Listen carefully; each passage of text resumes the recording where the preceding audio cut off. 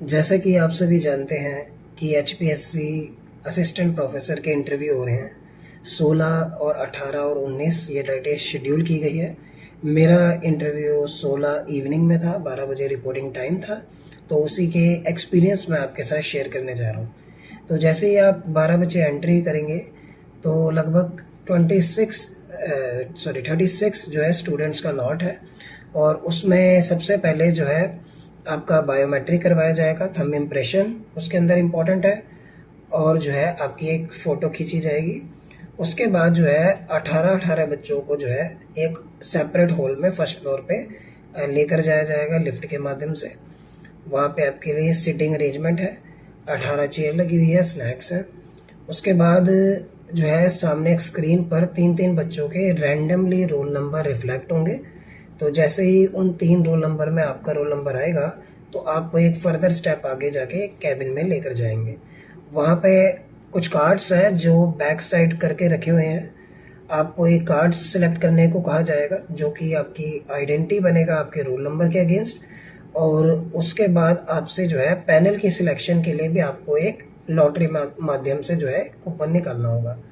आप उसके बाद जो है आप मेन हॉल के अंदर कॉरिडोर में जाएंगे जहाँ पे 3 जो है पैनल्स के रूम हैं। तो जैसे ही आप पैनल के अंदर जाएंगे तो मेरे साथ जो क्वेश्चन पूछे गए वो मैं आपके साथ शेयर कर रहा हूँ। तो मेरे से इंट्रोडक्शन नहीं पूछा गया, मुझसे सीधा ये पूछा गया कि आपने जो है अपनी ग्रेजुएशन पोस्ट ग्रेजुएशन जो है वो कब करी। तो मैंने उन्हें बताया मैंने 2017 में करी। फिर अगला उन्होंने क्वेश्चन पूछा कि फिर वर्तमान में आप क्या कर रहे हो।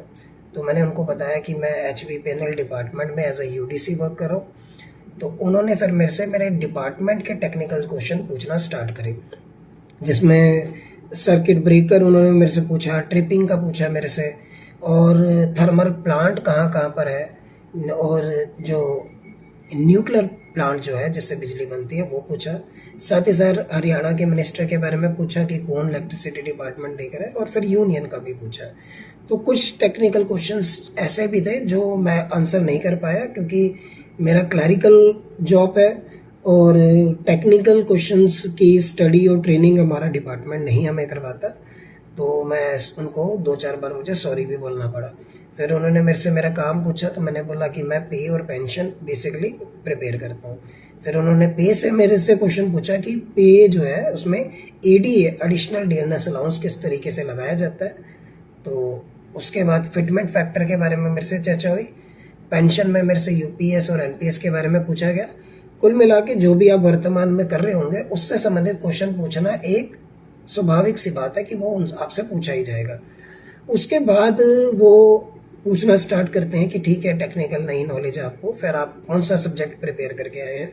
तो मैंने उनको बोला फाइनेंशियल अकाउंटिंग, फाइनेंशियल मैनेजमेंट। तो फाइनेंशियल मैनेजमेंट से तो मेरे से क्वेश्चन नहीं पूछा उन्होंने, जितने भी क्वेश्चंस थे वो सारे फाइनेंशियल अकाउंटिंग पे आधारित थे।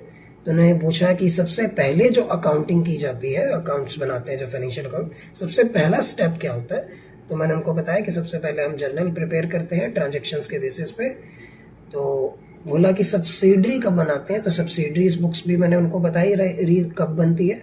और फिर पूछा कि जर्नल और जर्नल प्रॉपर में क्या डिफरेंस होता है। फिर एरर ऑफ अकाउंटिंग्स के मेरे से काफ़ी सारे क्वेश्चन पूछे गए कि फाइनल अकाउंट बनाने से पहले अगर एरर होता है तो कैसे डील करते हैं, और बनने के बाद अगर एरर होगा तो उसको किस तरीके से डील किया जाएगा। साथ ही साथ कुछ मेरे साथ इनकम टैक्स के क्वेश्चन भी पूछे गए, जैसे कि ट्रांसफर प्राइसिंग क्या होता है, क्या क्या मेथड होते हैं ट्रांसफर प्राइसिंग के, और आर्म लेंथ प्राइसिंग क्या होता है, कौन कौन से जो एक्ट है इसको गवर्न करते हैं। तो उसके रिस्पॉन्स में मैंने इनकम टैक्स एक्ट का नाम ले लिया। इसके अलावा कुछ आपसे बोर्ड टीचिंग मुझसे नहीं करवाई गई, हालांकि बोर्ड अवेलेबल था, 5 मेंबर्स थे वहाँ, और तो बोर्ड टीचिंग मेरे से नहीं कराई गई। और स्ट्रेस इंटरव्यू नहीं लिया गया, जैसे कि स्ट्रेस दिया जाता है बच्चों को कि कितना प्रेशर में ये आंसर दे पाता है। तो बड़े लाइट मूड में उन्होंने हमसे बात करी और काफ़ी अच्छा एक्सपीरियंस रहा ओवरऑल मेरा। लेट्स सी कि क्या रिजल्ट आता है। कोई भी आपको क्वेरी हो तो आप कमेंट सेक्शन में पूछ सकते हैं, और फर्दर इसकी किसी भी ऐसे एग्ज़ाम के प्रिपरेशन के लिए आप मेरे चैनल को फॉलो कर सकते हैं, स्पेशली UGC नेट। अगर कोई बच्चा CET मेंस की तैयारी कर रहा है जो कि कॉमर्स उसका विषय है, तो उससे संबंधित भी जो है मैंने कोर्स अपलोड कर रखा है और उसके ऊपर और फर्दर वीडियो आती रहेंगी। Thank you for watching this video. Thank you.